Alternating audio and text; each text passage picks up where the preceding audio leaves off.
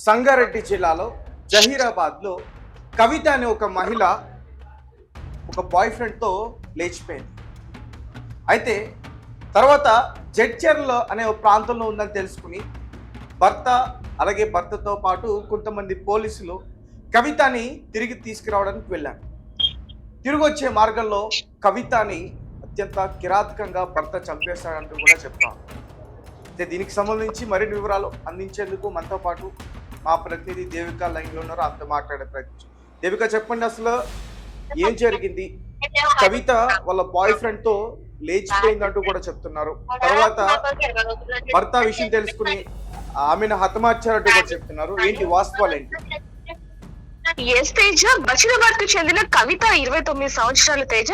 తను పెళ్ళైనప్పటి నుంచి కూడా భర్తతో సరిగ్గా లేదు. దానికి గల కారణం కూడా తను పెళ్లికి ముందు ఒక వ్యక్తి పవన్ అనే వ్యక్తిని ప్రేమించటంతో పెళ్లి తరువాత భర్తతో సరిగ్గా తను కాపురం చేయలేకపోయింది. ఆ వివరాలన్నీ కూడా తనతో సరిగ్గా ఉండట్లేదు. భర్త నాకు వద్దు, నువ్వే కావాలి అంటూ కూడా ప్రియుడితో అనేక సార్లు చెప్పడం జరిగింది.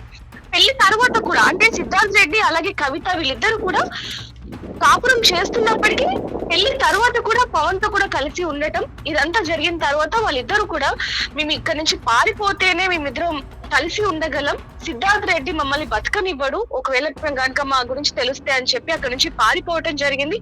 పారిపోతున్న క్రమంలోనే ఇదంతా కూడా మార్చి 22న జరిగింది. వీడు పవన్ తో కలిసి ఇంటి నుంచి పారిపోయిన తర్వాత తన భార్య కనిపించట్లేదని ఆమె భర్త సిద్ధార్థ్ రెడ్డి మార్చి 30న అయితే పోలీసులకు ఫిర్యాదు చేశాడు.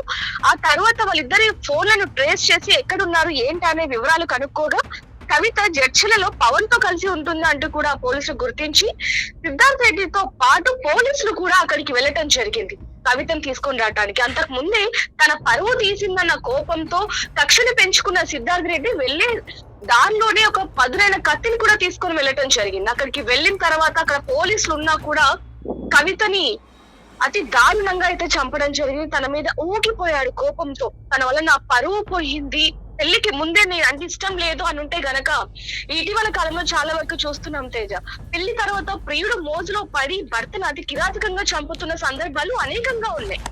అదే తరుణంలో ముందే కనుక పెళ్లి ఇష్టం లేకపోయింటే ఇంత జరిగేది కాదు, నా పరువు తీసింది అంటూ కూడా కోపంతో ఊగిపోయిన సిద్ధార్థ్ కవిత మీద అతి కిరాతకంగా గొంతులో పొడిచి చంపడం జరిగింది. పోలీసులు ఆపుతున్నప్పటికీ కూడా ఆయన కోపం, సిద్ధార్థ్ కోపం మాత్రం ఆగనివ్వలేదని చెప్పాలి. వెంటనే పోలీసులు కవిత మృతదేహాన్ని అయితే ఒకటిన అక్కడ ఉన్న మార్చికి అయితే తీసుకొని వెళ్ళడం జరిగింది. సిద్ధార్థ్ అదుపులోకి తీసుకొని అయితే విచారిస్తున్నారు చెప్పొచ్చు Teja. Right, thank you Devika. Sangareddy జిల్లాలో జహీరాబాద్ ప్రాంతంలో జరిగిన ఘటన ఏదైతే ఉందో సిద్ధార్థ్ రెడ్డికి చాలా మంది కూడా మెచ్చుకునే ప్రయత్నం చేస్తూ ఉన్నారు. తనకి సపోర్టివ్గా కామెంట్స్ పెడతా ఉన్నారు. అయితే ఇక విషయానికి వెళ్తే కవిత సిద్ధార్థ్ రెడ్డి ఇద్దరు కూడా భార్యాభర్తలు. అయితే కవిత వివాహితర సంబంధం పెట్టుకుంది. అతని పేరు పవన్.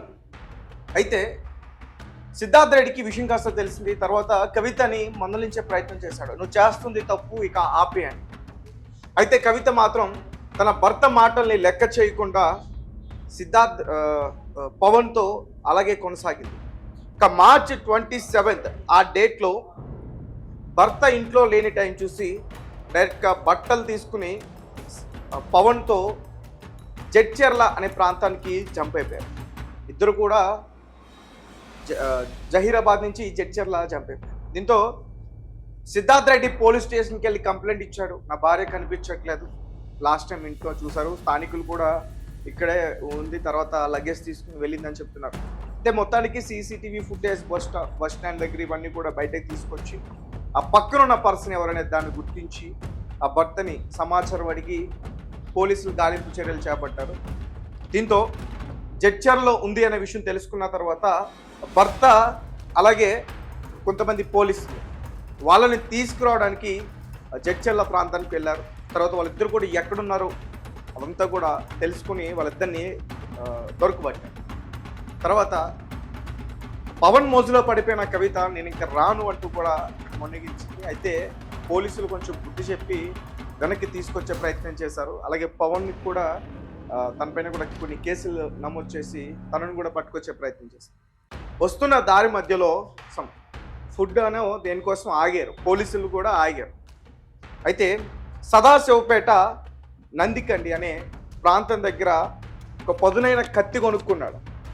పోలీసుల ముందే తన భార్యను అత్యంత కిరాతకంగా గొంతు కోసి చంపేశాడంటూ కూడా పోలీసులు కూడా చెప్తా ఉన్నారు. తర్వాత పోస్ట్ మార్టానికి ఆ బాడీని తీసుకెళ్లారు. శివారెడ్డి ఏదైతే చేశాడో ఈ ఇష్యూ గురించి చాలామంది పాజిటివ్గా కామెంట్స్ చేస్తున్నారు.